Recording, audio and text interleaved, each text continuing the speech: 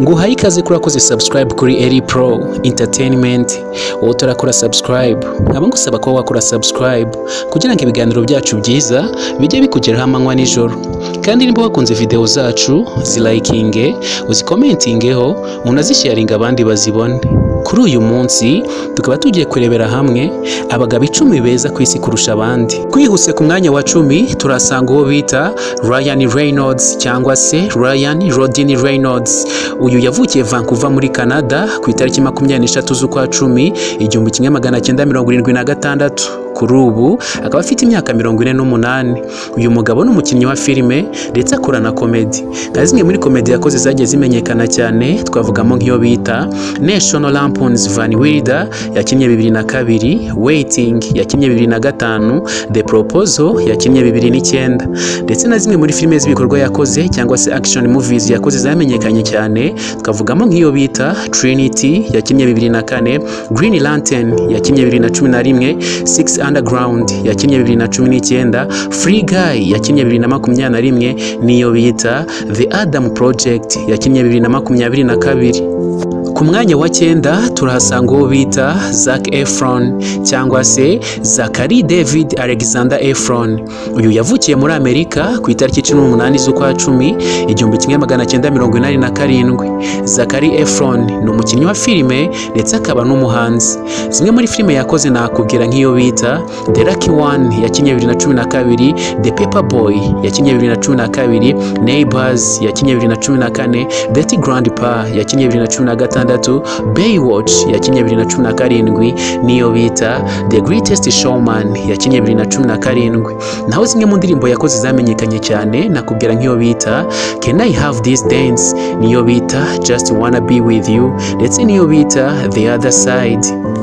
Naho ku mwanya wa 8 turasanga uwo bita Tom Cruise cyangwa se Thomas Cruise Mapota. Yavukiye New York muri Amerika ku itariki 3 z'ukwa 7 1962. Kuri ubu akaba afite imyaka 62.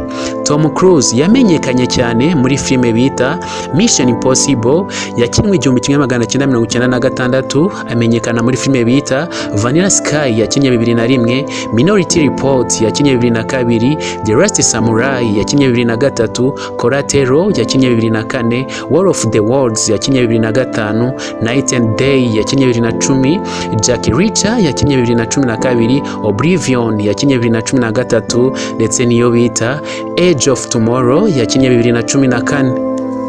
Naho ku mwanya wa 7 turasanga uwo bita Chris Hemsworth cyangwa se Christopher Hemsworth. Uyu yavukiye muri Australia ku itariki 11 z'ukwa 8 1983.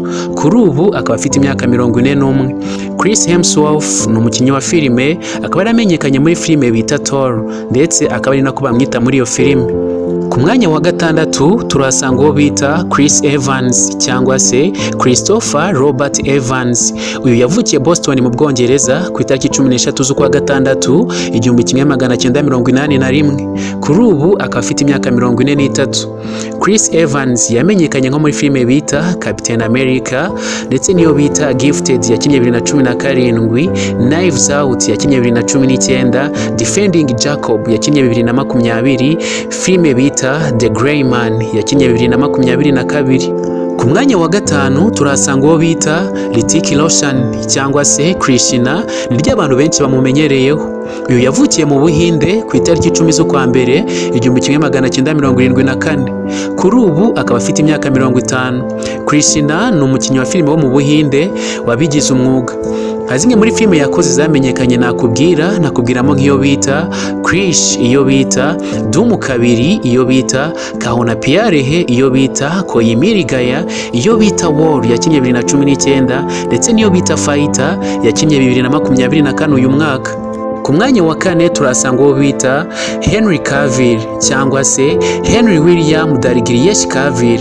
Uyu yavukiye mu Bwongereza ku itariki 5 z'ukwa 5 1983. Kuri ubu akaba afite imyaka 41. Henry Cavill ni umukinnyi wa filime, ndetse filime yakoze yamenyekanye cyane nakubwira nk'iyo bita Superman, ndetse anayikinamo bamwita Superman. Ku mwanya wa 3 turasanga uwo bita David Beckham cyangwa se David Robert Joseph Beckham. Uyu yavukiye mu Bwongereza ku itariki 2 z'ukwa gatanu 1975. Kuri ubu akaba afite imyaka 49. David Beckham ni umukinnyi w'umupira w'amaguru ndetse akaba n'umu businessman, ndetse akaba ari nawe nyiri ikipe ya Inter Miami. Ku mwanya wa kabiri turahasanga uwo bita Robert Pattinson cyangwa se Robert Douglas Thomas Pattinson. Uyu yavukiye mu Bwongereza ku itariki 13 z'ukwa gatanu 1986. Kuri ubu akaba afite imyaka 38. Robert Pattinson ni umukinnyi wa filime ndetse ukomeye cyane. Robert Pattinson nka filime yakinnye yamenyekanye cyane niyo bita Batman. Umusore mwiza wa mbere ku isi bamwita Kim Tae-young.